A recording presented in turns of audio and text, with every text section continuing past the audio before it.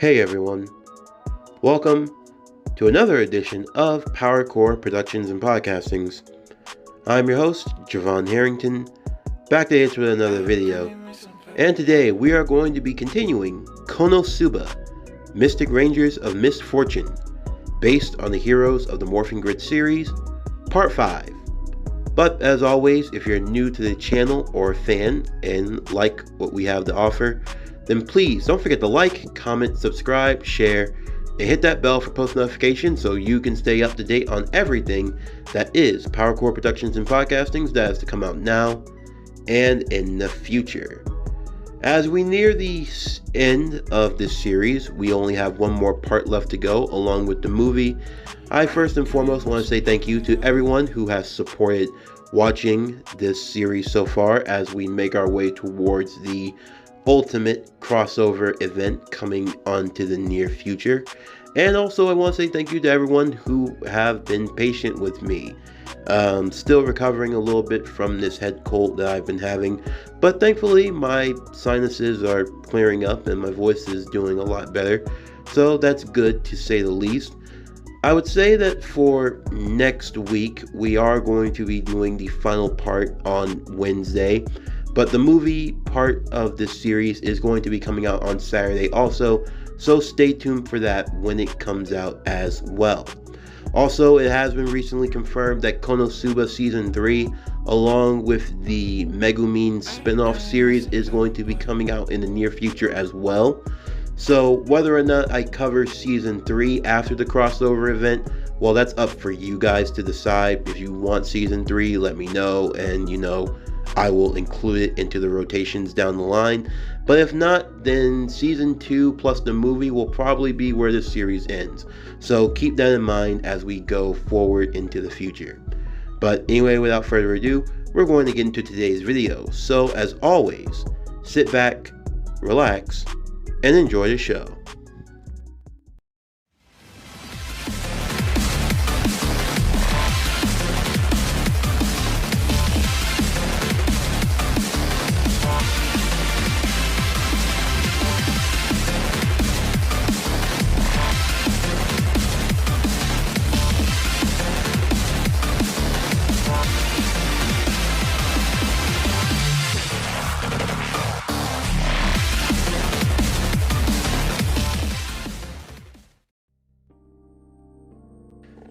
Kazuma Sato, the Green Mystic Ranger, alongside Darkness, or Lalatina Dustinus, the Yellow Mystic Ranger.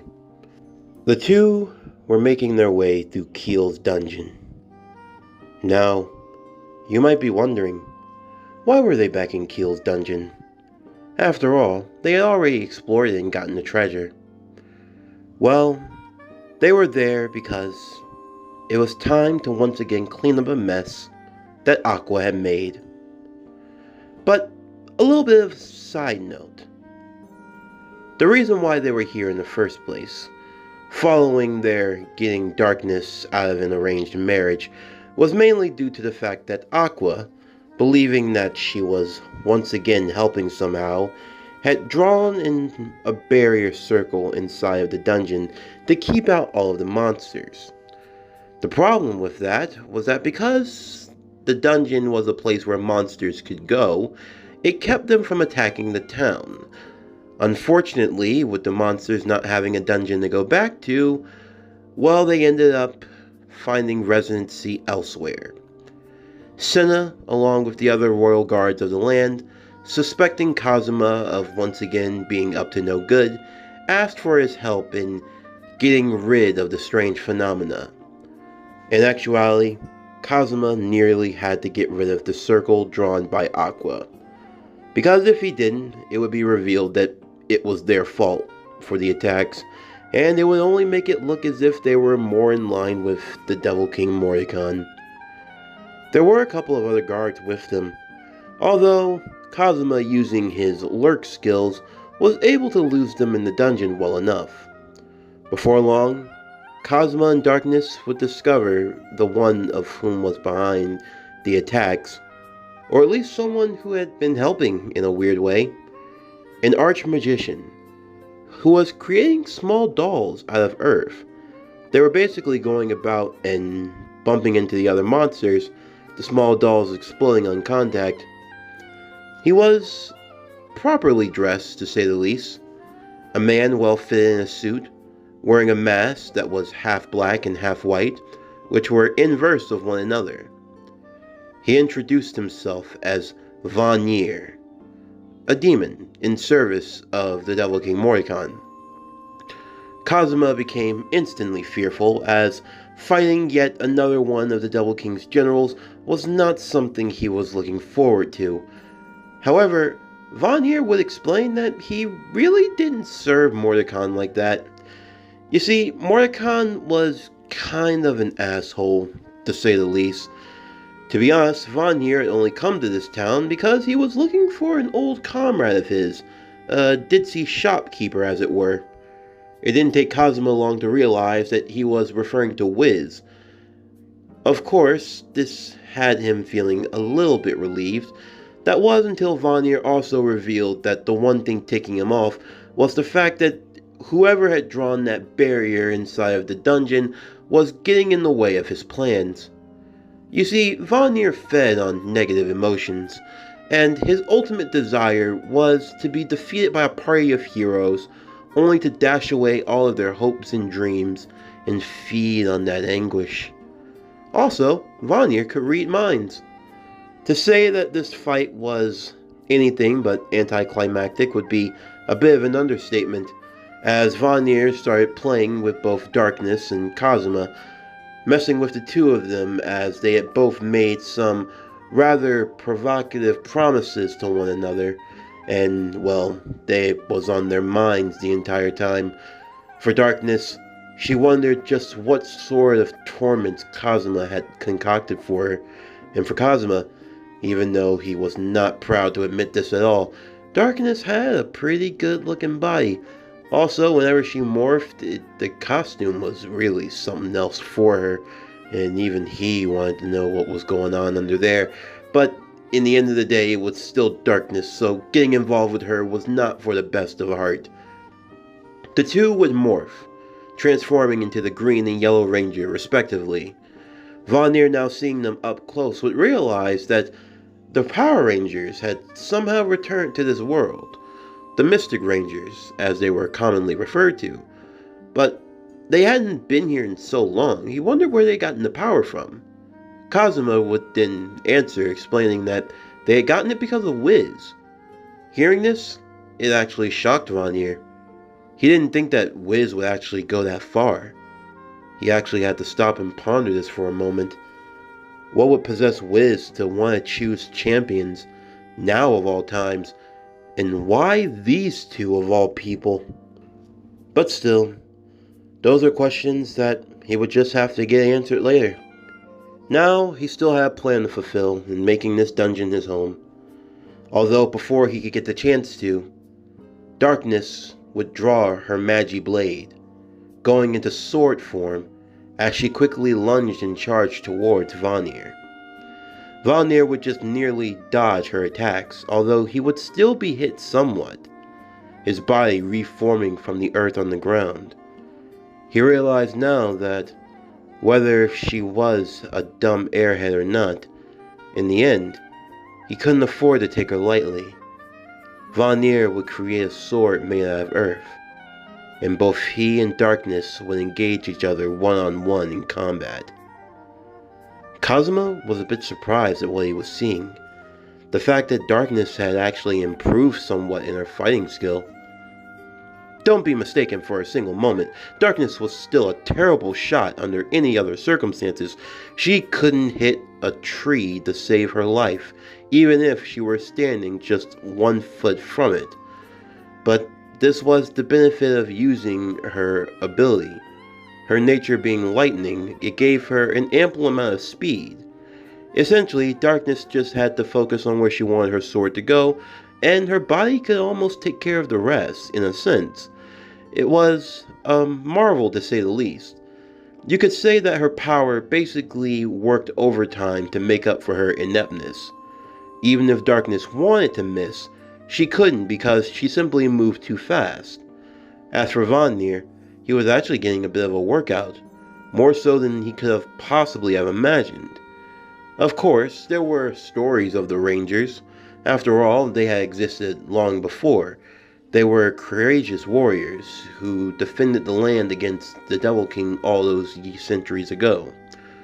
But yet even still, the idea that they could be this powerful was a bit of a marvel, to say the least. As they continued to fight, Kazuma would make his way to the other room, cleaning up the magic circle while the two continued onward. It sounded like a battle of epic proportions, but for Kazuma, he was just ready to get this over with and go home.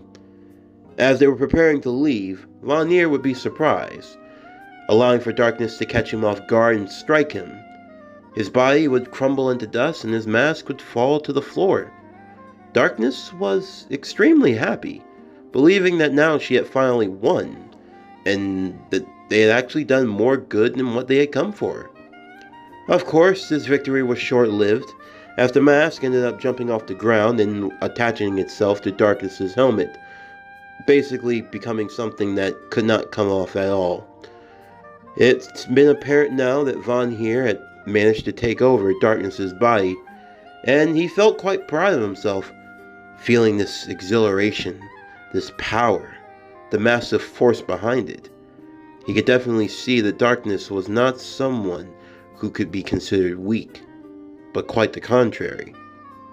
However, taking over her body was not as easy as one might have assumed, mainly because Darkness had pretty good control over herself also. For Kazuma, he wasn't sure of what or who to believe right now. Darkness and Vanir were fighting over control of Darkness's body. Darkness was enjoying the pain that Vanir was inflicting upon her, so in the end, Vanir couldn't tell if he was doing anything right or if Darkness was, well, just playing with him. All the same though, they would make their way back to the surface. Aqua, sensing the immediate threat, would use her highly powered sacred exorcism, as a strong tidal wave of mystic water would come washing over Vanir and Darkness immediately. Kazuma would warn her to be more careful the next time she aimed that attack. Yun and Megumin were also a bit confused as to what was going on, the two trying to come up with their next challenge for one another, as well as Senna and the other guards being in disbelief that Vanir of all people was the one responsible. They would all make their way in attempting to stop Darkness, although it would do little to no good. There was a seal placed upon her though, one that would keep Vanir from escaping. Although now, if they were going to save Darkness, then they were going to have to get rid of that seal. Kazuma would coordinate with the others to try to pin Darkness down.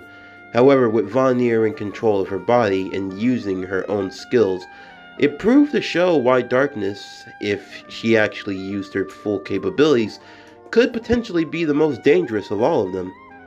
Even with the 4 other Rangers working together to try to bring her down, she was able to fight them off rather effectively, avoiding Megumin's explosions, Yun's wind magic, Aqua using her water and her holy healings, and even Kazuma trying to control the terrain around them, while it did move Vanir around, and tried to gain the upper hand.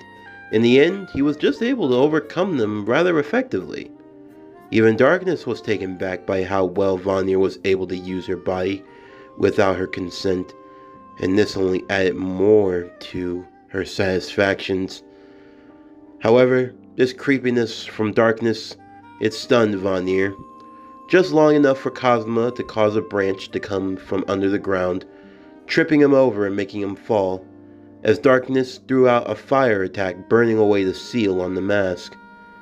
Now that the seal had been removed and everything had been put into place, it seemed as though the only thing that was left to do was to destroy it once and for all. However, the only way to do so could end up destroying Darkness in the process. In the end, no one was sure of what to do next. Kazuma ultimately gave the order, as Darkness realized that their only chance to bring Vanir down once and for all was to simply destroy him by any means necessary, even if they were attached. Although Darkness did give Vanir a choice. He could release himself and allow himself to be exorcised by Aqua, or the two of them could share the same fate of being engulfed in the ultimate explosion. Vanir knew when he was beat, but all the same, he had fun with them. He enjoyed it very much, and honestly, he couldn't think of a better way to go. He moved to a clearing and spread his arms out wide, inviting for the explosion. After all, as a demon, he could never allow himself to go out that way. Just then, though, they would hear screeching off in the distance. From out of the woods would come an army of Hideacs, along with a familiar-looking woman. Monstrous indeed, but still pretty sexy to say the least, and Kazuma, it took him a moment before he remembered who that was, and it was none other than Necroly, the Vampire Queen. Necroly had arrived since she could sense Vanir in the area, and after arriving with her Hideacs, she saw that he had been engaged with the Rangers. Seeing this as her golden opportunity, she would launch an attack upon the 5 heroes. The group having no choice but to fend off against the monsters, Vanir would ask if they could stay his execution for just a little while longer. Darkness would agree, and the two would join together as they fought against the Hideacs. Necroly attempting to get in on the action, only for her and Kazuma to run into one another once again. Ow! I'm so... Oh... You... You're the boy that stole my undergarments. And now you have the audacity to throw yourself upon me again? Wait, no, I did not... What? Oh, no. Lady Aqua!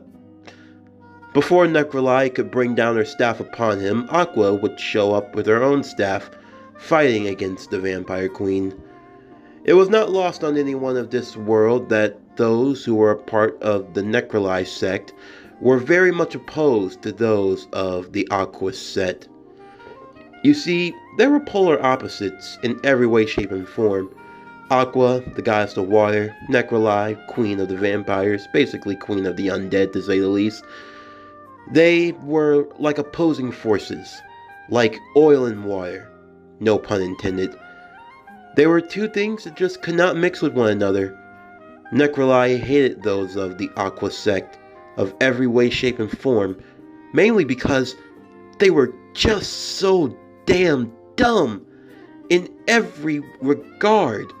They were like a bunch of lunatics, and they worshipped a lunatic, and this was the archbishop of one of those lunatics. Ah yes, the rivalry between Necroly and Aqua.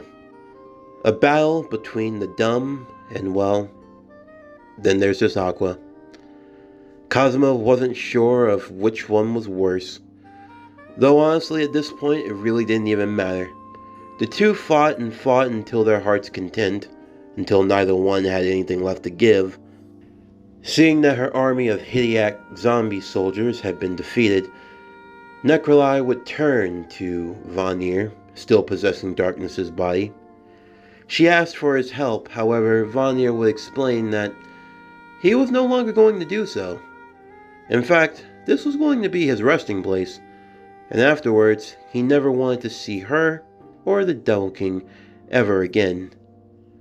Of course, Necroly was taken aback by his words. First there was Wiz, now Vanir. Just how many more people wanted to turn turncoat nowadays?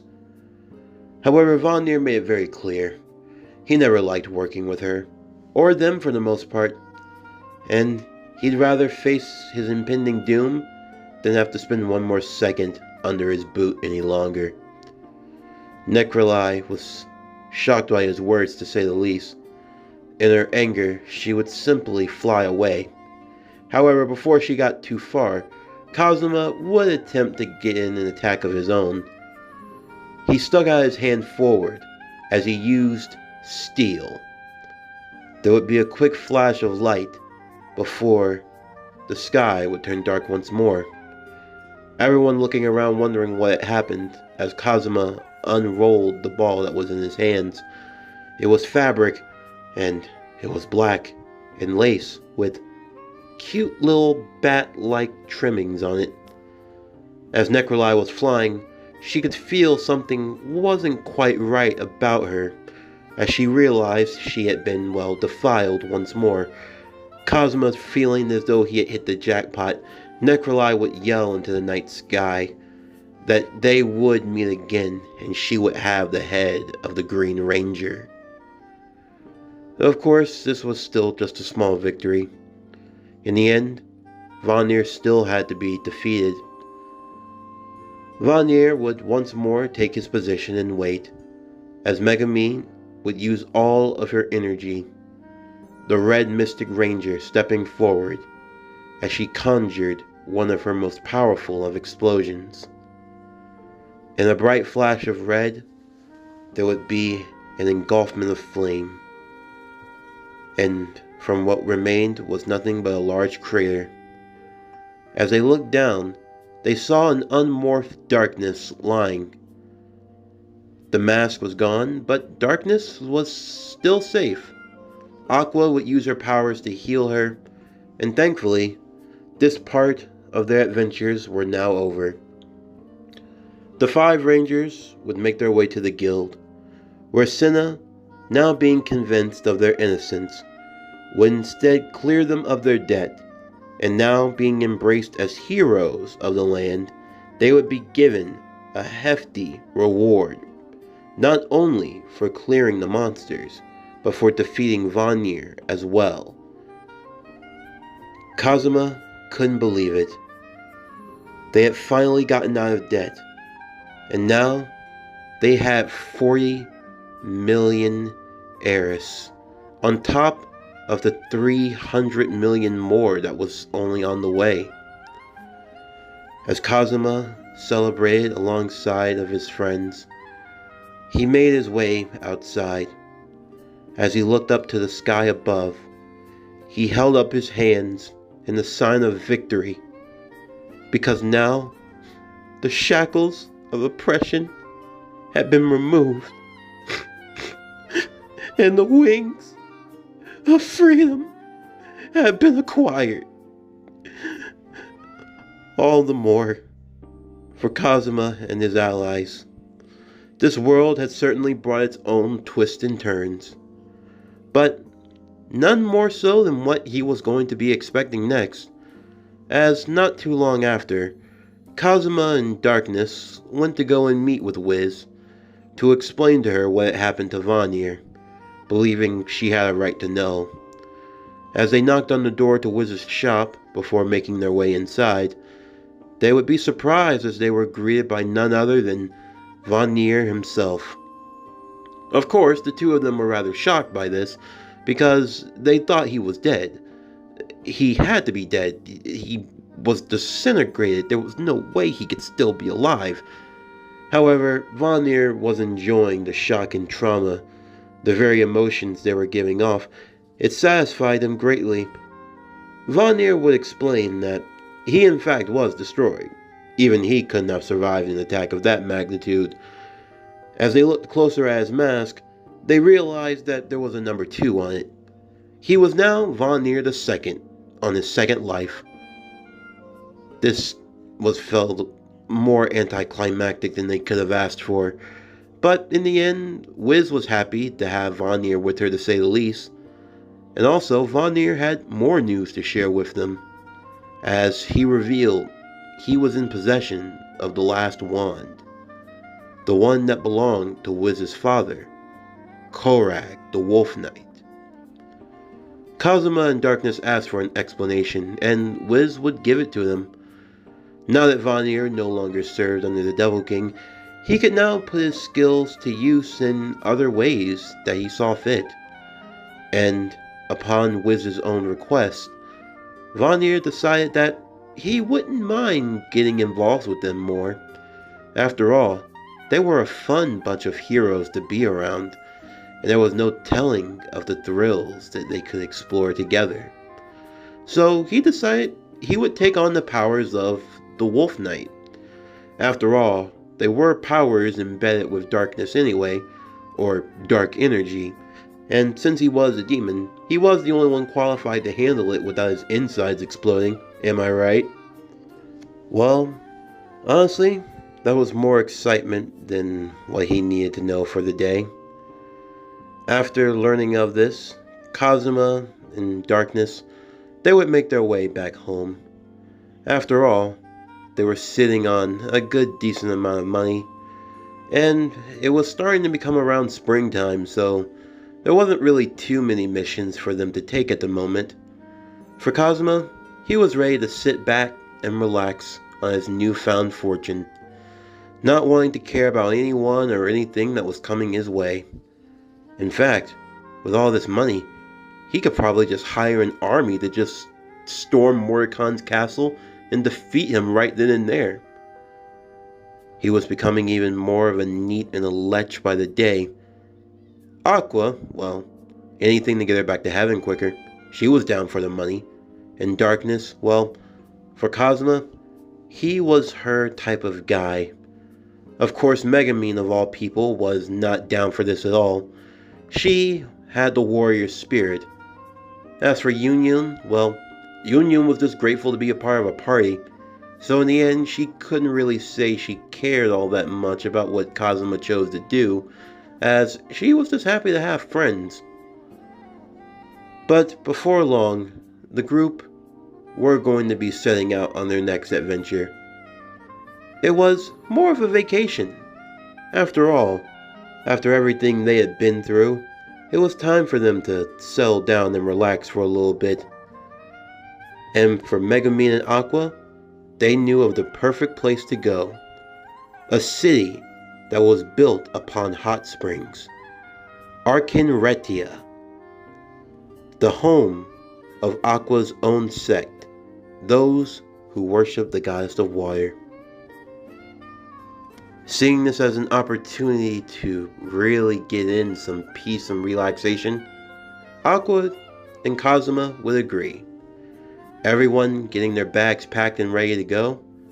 Even Wiz would come along, as she needed a break from running the shop, and Vanir decided that he would be better off on his own straightening things out, since she had accidentally set off an explosion and it almost took her out altogether. So now Kazuma, Aqua, Megumin, Union, Darkness, and Wiz set out to the caravan as they were preparing to leave their home and make their way to the city of hot springs, Arkinretia. But for our heroes, a journey that was supposed to be for peace and relaxation, free of all drama and turmoil, well, that couldn't be further from the case. For you see, no matter where they go in this world, no matter how bright hope seems to be on the horizon, misfortune was nothing more but a corner away.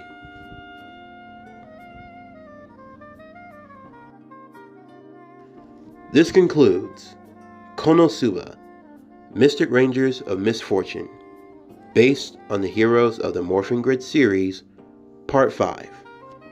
As always, if you're a fan of today's video and everything else that we have to offer, then please don't forget to like, comment, subscribe, share, and hit that bell for post notifications so you can stay up to date on everything that is PowerCore Productions and Podcasting stats to come out now and in the future. Stay tuned for tomorrow's video as we continue What If Captain America Was in JoJo's Bizarre Adventures, Dio's Revenge, Part 4. But anyway, that's going to do it for the end of today's video. I'm Javon Harrington with PowerCore Productions and Podcastings. Signing off, and I'll see you next time.